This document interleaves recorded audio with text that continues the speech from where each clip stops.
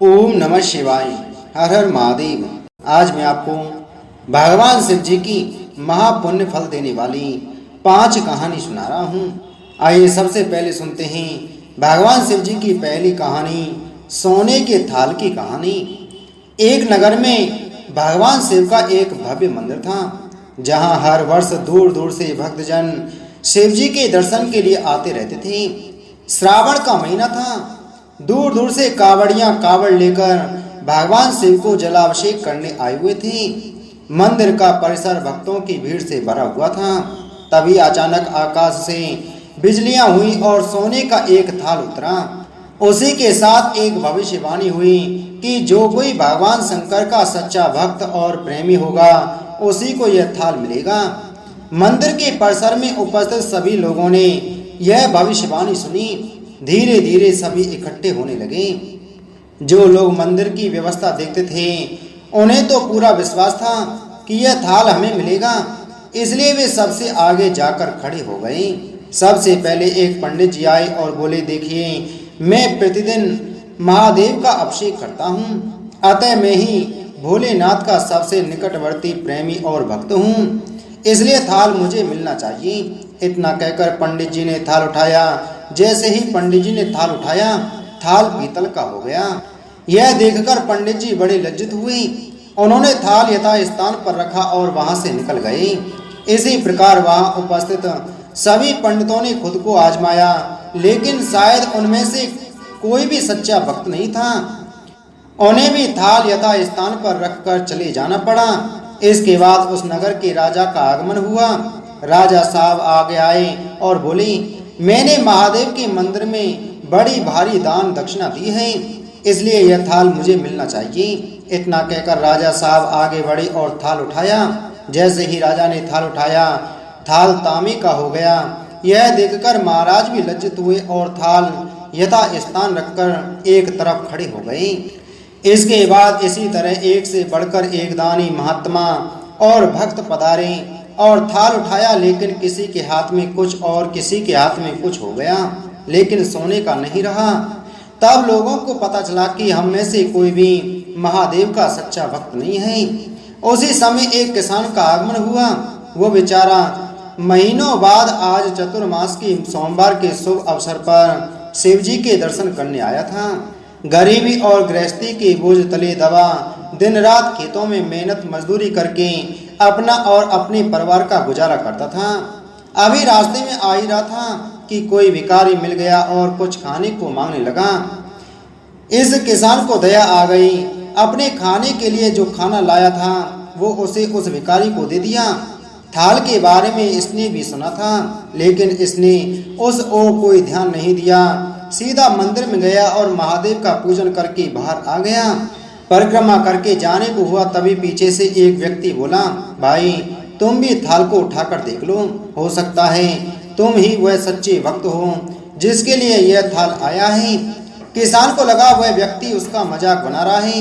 किसान ने हंसते हुए कहा, भाई, मैं तो कभी कोई पूजा पाठ भी नहीं करता, महीने में एक आध बार मंदिर आ जाता हूँ, मैं काय का सच्चा भक्त। वह अजनबी बोला, भाई, हम तो देख चुके हैं, हमारी भक्ति तो 2 कौड़ी की भी नहीं है। अब तुम भी अपना हाथ लगाकर देख लो, सोने का थाल मिले ना मिले, किंतु पता चल जाएगा कि तुम्हारी भक्ति में कितनी सच्चाई है। लोगों के बहुत आग्रह करने पर आखिर उस भोले भाले किसान ने जाकर थाल उठा ही लिया। जैसे ही उसने थाल उठाया, लोगों के आश्चर्य का ठिकाना नहीं रहा। सोने का थाल रोशनी से चमचमाने लगा।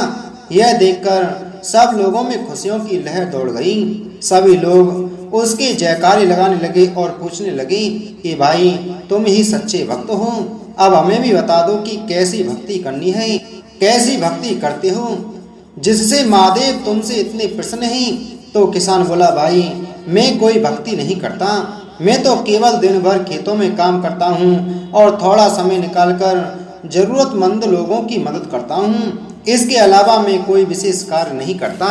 लोग पूछने लगे, तुम लोगों की मदद क्यों करते हो? हंसते हुए किसान बोला, सुकून, दूसरों के चेहरे पर मुस्कान देखकर मुझे जो आनंद और खुशी होती है, उसे मैं शब्दों में बयां नहीं कर सकता। शायद यही कारण है कि महादेव मुझसे खुश हैं। इसलिए हमेशा याद रखें, सत्कर्म का आरंभ भी आनंद से होता है और अंत भी आनंददायक होता है। दुष्कर्म का आरंभ भी दुख से होता है और अंत भी दुखदायक होता है। आप सैकड़ों मील की यात्रा करके भी दूसरों का दिल दुखाते हैं तो आपकी वह तपस्या, साधना और महादेव का दर्शन धूल के बराबर है। बोल शिव शंकर भगवान की जय। आइए सुनते हैं भगवान शिव जी की दूसरी कहानी, मासूम शिव भक्त। एक सच्ची कहानी। शंकर एक अनाथ लड़का था। उसको जंगल में रहने वाले शिकारियों के एक गिरोह ने पाला था। उसके पास कोई औपचारिक शिक्षा भी नहीं थी। वह केवल एक चीज जानता था कि उसे कैसे जीवित रहना है, शिकार करना और उनको मारना तथा जंगल के फलों को खाना और नदी के पानी को पीकर अपने आप को जीवित रखना जानता था। एक दिन वह अपना रास्ता भटक गया और उसने देखा कि कुछ लोग नदी किनारे पर बने एक पत्थर की आकृति के चारों ओर जोर जोर से चिल्ला रहे हैं। कुछ लोग उस पर फूल, फल और नारियल चढ़ा रहे हैं। शायद उसने सोचा यह कोई मकान होगा जिसमें लोग रहते होंगे, पर यह एक प्राचीन मंदिर था। लेकिन शंकर ने इसे पहले कभी नहीं देखा था, पर इसके बारे में जानने के लिए वह काफी उत्सुक था। उसने तब तक इंतजार किया जब तक कि लगभग सभी लोग उस मंदिर से चले नहीं गए। अंत में उसने एक युवा लड़के को पत्थर की इमारत से बाहर आते देखा और उससे बात करने का फैसला किया। और शंकर ने उससे अपने मन में आए कई सवाल पूछे। उसका पहला प्रश्न था, इस इमारत को क्या कहा जाता है? लोग अपने साथ क्या लाते हैं? फिर उन चीज़ों को अंदर वाली इमारत में क्यों छोड़कर वापस आ जाते हैं? चीज़ों को अपने साथ लाना और उन्हें अंदर छोड़कर वापस चले जाने पर वह लड़का शंकर की अज्ञानता व मासूमियत पर बहुत ही हैरान था और उसके सवालों से चकित भी था।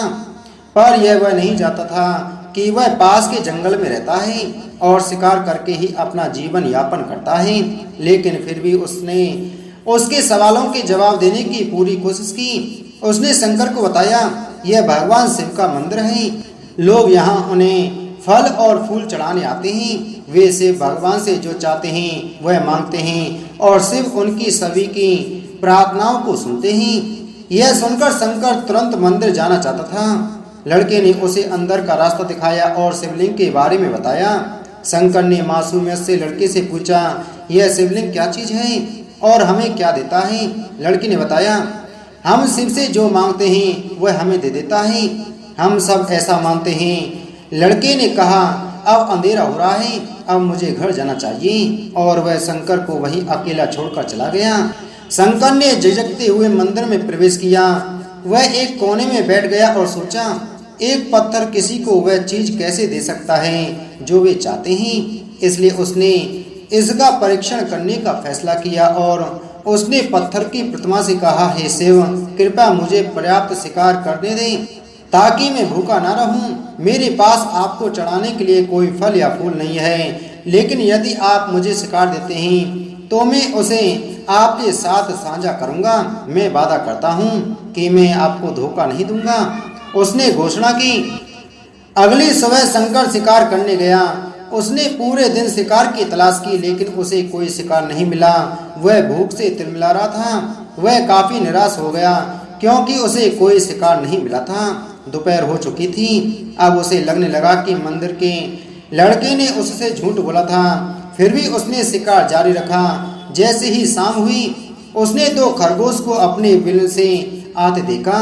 शंकर ने उन खरगोशों को मार डाला क्योंकि उसने शिव भगवान से वादा किया था कि वह अपने शिकार को साझा करेगा।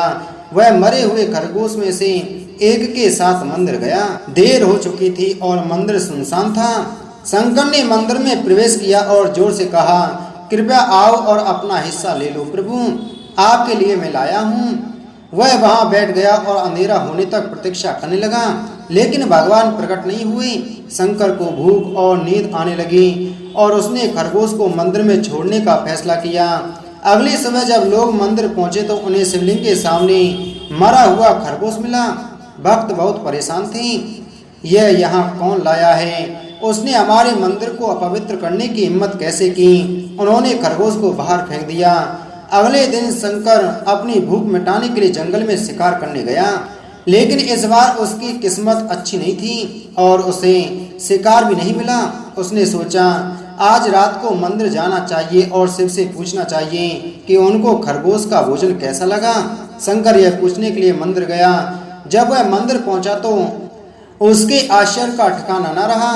उस रात मंदिर में लोगों की काफी भीड़ थी। शिवरात्रि की रात थी, लेकिन अबोध शिकारी लड़के को इस बारे में कुछ भी नहीं पता था। शंकर ने चारों ओर देखा और उस युवा लड़के को देखा जिसने उसको मंदिर के अंदर शिव से प्रार्थना करने के लिए कहा था। क्योंकि उसे इतने सारे लोगों के आस पास रहने की आदत नहीं थी, उसने वहीं रुकने का फैसला किया और पास के एक बेल के पेड़ पर चढ़ गया। यह एक लंबा इंतजार था और समय बिताने के लिए उसने पेड़ से पत्ते तोड़कर जमीन पर फेंकना शुरू कर दिया। उसे अज्ञात पेड़ के नीचे एक छोटा सा शिवलिंग था। उसकी पूजा लंबे समय से नहीं की गई थी। शंकर के द्वारा फेंके गए बेल पत्ते उस शिवलिंग पर गिरे। शंकर भजनों से मंत्र मुग्ध हो गया और धीरे धीरे 7 गाना और पंचाक्षरी मंत्र का जाप करना शुरू कर दिया। रात भोर में बदल गई और सभी भक्त मंदिर से चले गए। शंकर पेड़ से उतरा और मंदिर में प्रवेश किया। उसने देखा कि शिवलिंग की आंखों पर लाल निशान थे। वे कुमकुम से थे जो लोगों ने चढ़ाए थे, लेकिन शंकर को यकीन था कि शिव को उनकी आंखों में परेशानी हो रही है। उसने शिव की खेदजनक स्थिति के रूप में जो कुछ भी महसूस किया उसके लिए उसे बहुत दुख हुआ। वह उनकी मदद करना चाहता था। उसने सोचा शिव यहाँ अकेले रहते हैं और बीमार होने पर उनकी देखभाल करने वाला कोई नहीं है। जब तक भक्त उनसे मिलने नहीं आते उन्हें भोजन भी नहीं मिलता। शंकर ने एक रात पहले भक्तों को शिवलिंग पर जल चढ़ाते हुए देखा था। प्रभु को ठंड लग रही होगी, शायद वह कांप रहे हैं। उसने सोचा आखिरकार वह केवल पत्तियों से ढके हुए हैं। उसने शिव से पूछा, मेरे स्वामी, मैं आपकी क्या मदद कर सकता हूँ? शायद कुछ खाना या दवा। मैं आपकी सेवा कैसे कर सकता हूँ? शिव ने उसे कोई उत्तर नहीं दिया।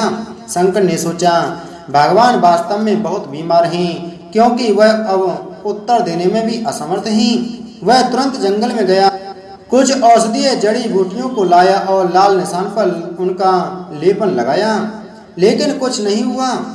उसने कहा लगता है कि यह अंधे हो गए हैं। मुझे प्रभु को अपनी एक आंख दे देनी चाहिए ताकि वह ठीक हो जाएं। वह निश्चित रूप से उन्हें खुश कर देगा। उसका दिल पवित्र था और उसने वहां शिव के हाथ में रखे त्रिशूल को उठाया और त्रिशूल को अपनी दाहिनी आंख की ओर ले गया और अपनी आंख को निकालने का प्रयत्न किया। शंकर अनपढ़ था, उसे मंत्रों या पूजा के उचित तरीकों का कोई ज्ञान नहीं था, लेकिन उसकी भक्ति की कोई सीमा नहीं थी। जैसे ही वह अपनी आंख निकालने वाला था, शिव अपनी पत्नी पार्वती के साथ प्रकट हुए। उन्होंने पार्वती से कहा, इस भक्त शंकर ने अनजाने में शिवरात्रि पर उपवास किया, बेल के पत्तों से मेरी पूजा की और साबित किया कि उनका दिल बेदाग है। मैं अपने इस भक्त पर काफी प्रसन्न हूँ। शिव भगवान ने शंकर से कहा, तुमने मुझे अपनी मासूमियत के कारण जीत लिया है। प्रभु ने मुस्कुराते हुए कहा, लोग मुझसे हर समय वादे करते हैं, लेकिन जैसे ही उन्हें वो मिल जाए जो उन्हें चाहिए वो उनको भूल जाते हैं। दूसरी ओर तुमने मेरे साथ एक सच्चे इंसान की तरह व्यवहार किया और यह वास्तव में बहुत दुर्लभ है। अब से तुम मेरे इस संसार में सबसे बड़े भक्त माने जाओगी और तुम्हारा नाम मेरे साथ सदा जुड़ा रहेगा। तुम कई सदियों तक जीवित रहोगे। इस बात को कहकर भगवान शिव व माँ पार्वती अंतर ध्यान हो गई। तभी से लोग शिव के साथ शंकर भी लगाने लगे। बोलो शिव शंकर भगवान की जय। आइए सुनते हैं भगवान शिव जी की तीसरी कहानी। एक समय महादेव जी कैलाश पर्वत पर जा रहे थे। पार्वती जी बोली कि मैं भी चलूंगी। महादेव जी बोले, पार्वती जी तुम मत चलो, तुम्हें भूख प्यास लगेगी। बोली, महाराज मैं भी चलूंगी। रास्ते में बोली, महाराज मुझे भूख लगी है, मुझे तो खीर खांड का भोजन चाहिए। महादेव जी बोले, मैंने तो कहा था मत चलो। एक साहूकार के घर आ गई। साहूकार ने बोली, महाराज क्या चाहिए? महादेव जी बोले, हमारी पार्वती जी को खीर खांड का भोजन चाहिए। वो बोली, मोड़ा मोड़नी ने खीर खांड के भोजन चाहिए था तो घर में क्यों ना रहे, आगे चल। आगे चल दिए। एक बुढ़िया मिली, बोली, आओ महाराज बैठो। महादेव जी बोले, पार्वती जी को खीर खाण का भोजन चाहिए। एक ऐसे भगवान जिनकी भक्ति इंसान हो या राक्षस, भूत प्रेत हो या देवता हो, पशु पक्षी जलचर नवचर पाताल लोकवासी हो या वैकुंठ वासी, हर कोई करता है। बुढ़िया लोटा लेके चल दी। महादेव जी बोली, बुढ़िया कहाँ चली? वह बोली, दूध चावल खाण लेने जाऊं हूँ। महादेव जी बोले, घर में देखे तो दूध के टोकने भरे ही, चावल की परात भरी है, खाण की बोरी धरी है, टोकना भर के खीर बना ली। महादेव पार्वती जिमा दिए। बुढ़िया बोली, अब इसका क्या करूं? मेरे तो कोई भी नहीं है। महादेव जी बोले, आंख मीच ली। आंख खोलकर देखे तो खूब परिवार हो गया। अब बोली, महाराज परिवार को कहाँ रखूं?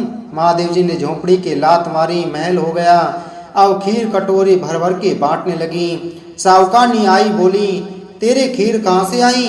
बोली, हमारे महादेव पार्वती जी आए थे। साहूकारनी बोली, मेरा धन तेरे को दे गए, मुझे कुछ भी ना रहा। अब वो भागी चली गई। मोड़ा मोड़नी ठहरियो, बोली, मेरा धन उसको क्यों दे दिया? महादेव जी बोली, तेने तो ना करी, तेरा ना हो गया। उसने हाँ करी, उसके हाँ हो गया। मैंने तो ना उठाया ना डाला। पैर पकड़ के खड़ी हो गई, महाराज कुछ दो। भगवान बोले, तेरे घेड़ली में घी रहेगा, तेलड़ी में तेल रहेगा, काम तेरा रुके ना, धन तेरा जुड़े ना। जैसे बुढ़िया ने पाया, ये सब कोई पावे। बोलो शिव शंकर भगवान की जय। भगवान शिव जी की चौथी कहानी, कर्मों की गति न्यारी। मनुष्य के कर्म फल का भंडार अक्षय है। उसे भोगने के लिए ही जीव 84 लाख योनियों में शरीर धारण करता आ रहा है। समस्त जीवों को अपने द्वारा किए गए शुभ अथवा अशुभ कर्मों का फल निश्चित रूप से भोगना ही पड़ता है। आज जो इंद्र है वह अपने पहले के जन्मों में कई कीड़ा हो सकता है, तथा पहले का कीट आज अपने सत्कर्मों से इंद्र बन सकता है। कर्म की गति जानने में देवता भी असमर्थ नहीं है, मानव की तो बात ही क्या है। इसलिए कहा गया है कि कर्मों की गति बड़ी गहन और न्यारी होती है। पौराणिक मान्यता के अनुसार राजा बलि पूर्व जन्म में जुआरी था। एक दिन उसे जुए में कहीं से कुछ पैसे मिले। उन पैसों से उसने अपनी प्रियतमा वैश्या के लिए एक सुंदर माला, इत्र व चंदन खरीदा और कामातुर होकर उससे मिलने के लिए जल्दी जल्दी चला जा रहा था। तभी एक पत्थर से ठोकर खाकर वह मूर्छित हो गया। कुछ देर में जब होश आया तो उसने अनुभव किया कि मेरी मृत्यु अब निकट है। पूर्व जन्म के किसी पुण्य से उसके मन में सद्बुद्धि उत्पन्न हुई और वैराग्य जागा। ज्वारी ने कभी किसी महात्मा से सुना था कि कोई भी वस्तु सेवार्पण कर देने से बहुत पुण्य होता है।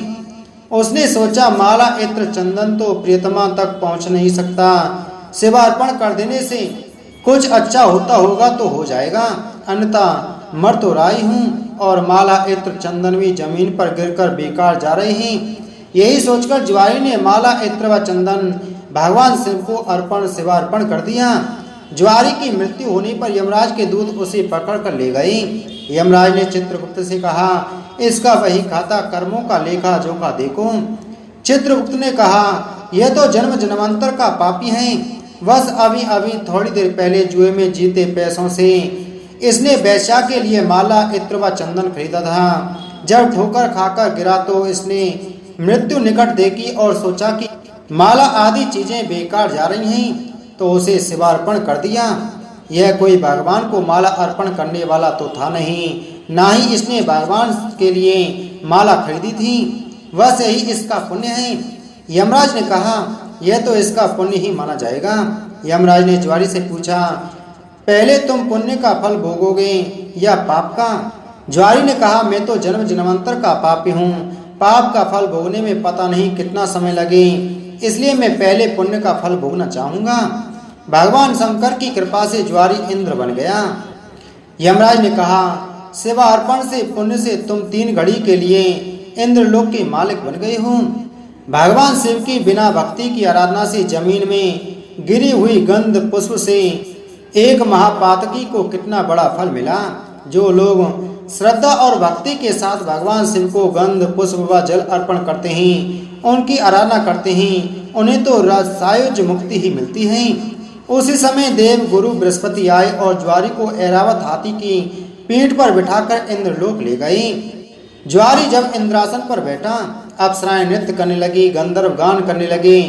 उन गंधर्वों में नारद जी भी थे। यह देखकर उन्हें हंसी आ गई। ज्वारी ने कहा, इंद्र के दरबार में वे अदबी, बताओ क्यों हंसते हो? नारद जी ने कहा, ज्वारी तू जीवन पर्यंत जुआ खेलता रहा। तूने यही सोचा कि सेवार्पण करने से कुछ होता होगा तो हो जाएगा, ना होगा तो मर तो राई हूँ, और माला इत्र आदि भी बेकार ही जा रहे हैं। आज इसका परिणाम यह हुआ कि तुम 3 घड़ी के लिए ही सही इंद्रलोक के स्वामी बन गए, इसलिए मुझे हंसी आ रही है। नारद जी की बात सुनकर ज्वारी के ज्ञान चक्षु खुल गए। ज्ञान की चिंगारी जब पाप के ईंधन पर गिरती है तो पाप जलते हैं। ज्वारी सिंहासन से उतरा और नारद जी से कहा, गुरुदेव अब भगवान शंकर के अलावा कोई शरण नहीं है। हम सारे इंद्रासन पर ही तुलसी रख देते हैं। शिव के समान देव नहीं है, शिव के समान गति नहीं है, शिव के समान दाता नहीं है, शिव के समान योद्धा भी नहीं है। इतना कहकर ज्वारी ने स्वर्ग की निधियों का ऋषियों को दान करना शुरू कर दिया।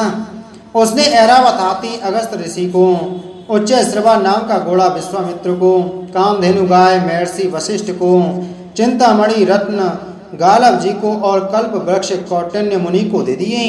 भगवान शंकर को प्रसन्न करने के लिए ज्वारी ने कुछ ही देर में सारा इंद्रलोक दान कर दिया। तभी 3 घड़ी बीत गई। वह फिर यमराज के यमलोक को पहुंच गया। जब इंद्र वापस आया तो अमरावती ऐश्वर्य शून्य थी।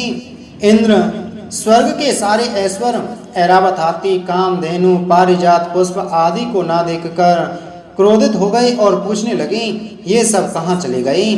तब देव गुरु बृहस्पति बोले, सब कुछ ज्वारी ने दान दे डाला। बड़ी भारी सत्ता मिलने पर जो प्रमाद में न पढ़कर सत्कर्म में लगे रहते हैं वे ही धन्य हैं, वे ही भगवान शंकर के प्रिय भक्त हैं।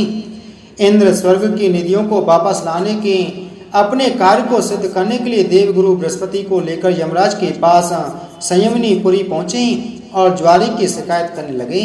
यमराज ने ज्वारी से अपना पक्ष रखने को कहा। ज्वारी ने कहा, हमको जो करना था हमने कर लिया, अब आपको जो करना हो वह आप कर लो। यमराज ने इंद्र से कहा, आप बूढ़े हो गए हैं किंतु अभी तक आपकी राज्य से संबंधित आसक्ति दूर नहीं हुई है। ज्वारी का पुण्य आपके 100 यज्ञों से कहीं मान है। जाइए ऋषियों के चरणों में पढ़कर या धन देकर उन अपने रत्न लौटा लीजिए। यमराज ने ज्वारी से कहा, दान का पुण्य भूलोक में ही होता है, स्वर्ग में दान नहीं करना चाहिए, इसलिए तुझे नरक की यातना भोगनी ही होगी। तब चित्रगुप्त ने यमराज से कहा, इसने भगवान शिव के नाम पर ऐसे उत्तम ऋषियों को इतनी बहुमूल्य वस्तुएं दी हैं, तब इसे नरक की यातना क्यों भोगनी पड़ेगी? शिव के नाम पर स्वर्ग लोक, मृत्यु लोक या कहीं पर भी कुछ दिया जाए तो उसका अक्षय फल मिलता है। इसके जितने भी पाप थे वे सब भगवान शिव के प्रसाद से भस्म होकर पुण्य में परिणत हो गए हैं। यमराज सोचने लगे, अब यह ज्वारी नरक नहीं जाएगा, अब तो यह इंद्र ही होगा, क्योंकि इस बार तो इसने विधिवत पूरा इंद्रलोक ही दान कर दिया है। उसी पुण्य के प्रभाव से वही ज्वारी अगले जन्म में महान भक्त प्रहलाद का पौत्र राजा बलि हुआ। यहाँ पर भी वह पूर्व जन्मों के शिव पूजन के पुण्य के प्रताप से इतना त्यागी हुआ कि गुरु शुक्राचार्य के मना करने पर भी उसने भगवान वामन को अपना सर्वस्व समर्पित कर दिया। वामन भगवान राजा बलि से बोले, हम तुम्हें क्या दें? बलि ने कहा, भगवान हमारी जिधर भी दृष्टि जाए उधर हम आपका ही दर्शन करें। राजा बलि की बैठक के वामन दरवाजे हैं। भगवान ने सोचा ना जाने किस दरवाजे पर बलि की दृष्टि चली जाए। यही सोचकर बावनों दरवाजों पर शंख चक्र गदा पद्म धारण किए हुए ब्रह्मांड के स्वामी पहरेदार के रूप में विराजमान हो गई। कोई भी याचक राजा बलि के द्वार पर कुछ मांगने जाता है तो उनके द्वार पर विराजमान भगवान विष्णु स्वयं उन्हें मुंहमांगी वस्तु दे देते हैं। इसलिए प्रहलाद जी ने भगवान की स्तुति करते हुए कहा है, इंद्र कुबेर आदि देवताओं के द्वारपाल तो आप कहीं कभी नहीं बने, परंतु आप हम असुरों के द्वारपाल बन रहे हैं। इससे लगता है कि आप हम असुरों के पक्षपाती हैं। इस प्रसंग से गीता में भगवान का यह कथन सिद्ध होता है कि पत्र पुष्प फल जल जो कुछ भी भगवान के लिए अर्पित किया जाता है वह अनंत गुना होकर वापस आता है। बोलो शिव शंकर भगवान की जय। आइए सुनते हैं भगवान शिव जी की 5वीं कहानी, भाग्यहीन ब्राह्मण। किसी गांव में एक निर्धन ब्राह्मण अपनी पत्नी और पुत्र के साथ रहता था।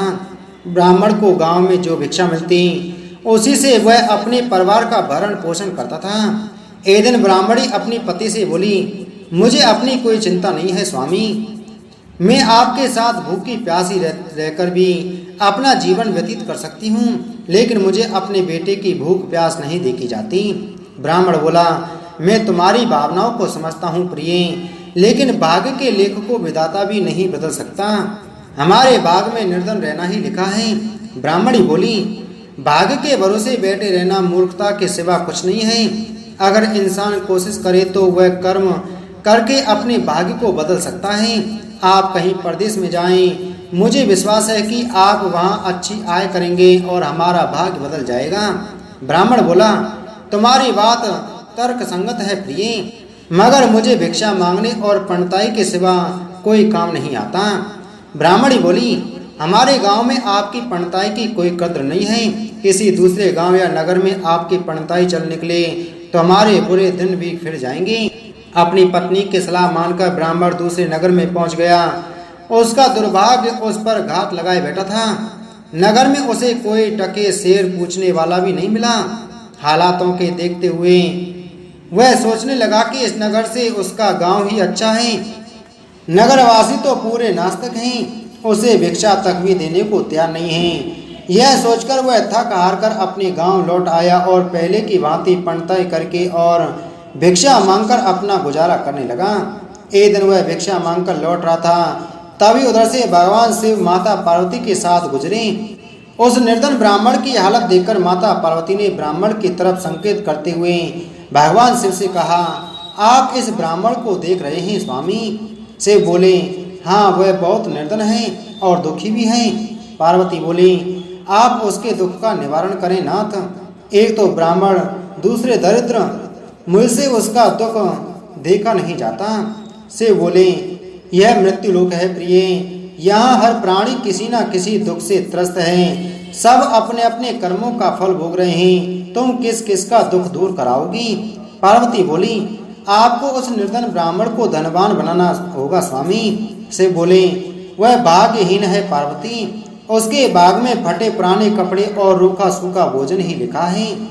मगर पार्वती अपनी जिद पर अड़ी रही। अंत में हारकर शिव को पार्वती की बात माननी पड़ी। उन्होंने उस रास्ते में, जिस रास्ते ब्राह्मण जा रहा था, सोने की एक ईंट डाल दी। अचानक ब्राह्मण को क्या सूझा? उसने सोचा कि वह आंखें बंद करके कितनी दूर चल सकता है। यह सोचकर वह अपनी आंखें बंद करके चलने लगा और सोने की ईंट के बिल्कुल समीप से होकर आगे गुजर गया। काफी दूर आगे जाने के बाद ही उसने अपनी आंखें खोली। यह देख भगवान शिव मुस्कुराते हुए बोले, हमने तुमसे कहा था ना प्रिय कि वह ब्राह्मण भाग्यहीन है। भाग्यहीन मनुष्य कभी धन प्राप्त नहीं कर सकता। और फिर भगवान शिव पार्वती के साथ कैलाश पर्वत लौट गए। लेकिन वहां पहुंचने के बाद भी पार्वती उस निर्धन ब्राह्मण के बारे में सोचने लगी। वह किसी न किसी तरह उस ब्राह्मण को देखना चाहती थी। पार्वती को उदास देखकर भगवान शिव ने पूछा, क्या बात है प्रिय, इतनी उदास क्यों हो? पार्वती ने भगवान शिव से निवेदन किया, स्वामी, उस निर्धन ब्राह्मण का परिवार 3 सदस्यों का है, उनमें आप किसी एक को धनवान बना दें, ब्राह्मण परिवार की दरिद्रता मिट जाएगी। आप उन तीनों को एक एक वर दें। मुझे उम्मीद है कि वे तीनों आपसे धन दौलत का वरदान ही मांगेंगे, इस तरह वे धनवान बन जाएंगे। शिव बोले, ठीक है प्रिय, जैसा तुम चाहोगी वैसा ही होगा। और फिर कुछ दिनों बाद भगवान शिव पार्वती के साथ ब्राह्मण के घर पधारे। साक्षात भगवान शिव और पार्वती को देखकर ब्राह्मण परिवार आत्मविभोर उठा। उन्होंने भगवान शिव और पार्वती के चरण स्पर्श किए। शिव बोले, मैं तुम तीनों को एक एक वर देना चाहता हूँ। तुम तीनों अपनी इच्छानुसार वर मांग सकते हो। ब्राह्मणी उतावली होते हुए बोली, पहले मुझे वर दीजिए प्रभु। भगवान शिव ने कहा, मांगो, क्या चाहती हो? काफी सोचने समझने के बाद ब्राह्मणी बोली, भगवान, मुझे दुनिया की सबसे अधिक खूबसूरत और जवान औरत बना दीजिए। मरते दम तक मेरी जवानी और सुंदरता कायम रहे। भगवान शिव ने मुस्कुराकर कहा, तथास्तु। अगले ही पल बूढ़ी ब्राह्मणी एक जवान और खूबसूरत युवती के रूप में बदल गई। उसी समय उनके घर के सामने से गांव के जमींदार का पुत्र गुजर रहा था, जो घोड़े पर सवार था। उसने खूबसूरत ब्राह्मणी को देखा और उस पर मुग्ध हो उठा। वह इस खूबसूरत ब्राह्मणी से शादी करेगा, यह सोचकर उसने उसे अपने घोड़े पर बैठाया और घोड़ा अपनी हवेली की तरफ दौड़ा दिया। यह देख ब्राह्मण अपनी छाती पीटते हुए विलाप करने लगा, हाय मेरी पत्नी, रो मत ब्राह्मण श्रेष्ठ, तुम भी मुझसे कोई वर मांग लो, जो मांगोगे तुम्हें मिलेगा। भगवान शिव सांत्वना देते हुए बोले, मेरी पत्नी को वापस बुला लीजिए प्रभु, मुझे इसके सिवा कुछ भी नहीं चाहिए। ब्राह्मण ने निवेदन करते हुए कहा। भगवान शिव बोले, तथास्तु। देखते ही देखते ब्राह्मणी वहां खड़ी थी। अपनी पत्नी को अपने सामने देखकर ब्राह्मण ने राहत की सांस ली। भगवान शिव ने ब्राह्मण पुत्र से कहा, तुम क्या वर मांगते हो बेटा? ब्राह्मण पुत्र ने काफी सोचने समझने के बाद कहा, भगवान मुझे कुछ नहीं चाहिए, लेकिन आप मेरी माँ को पहले जैसी बूढ़ी बना दीजिए। तथास्तु, भगवान शिव ने कहा। और अगले ही पल ब्राह्मणी पहले के समान बूढ़ी हो गई। ब्राह्मण परिवार की मूर्खता पर पार्वती ने अपना माथा पीट लिया। सोचने लगी कि तीनों ही वास्तव में ही भाग्यहीन हैं। विधि ने उनके भाग में जो लिख दिया उसे देवी देवता भी नहीं बदल सकते। बोलो शिव शंकर भगवान की जय।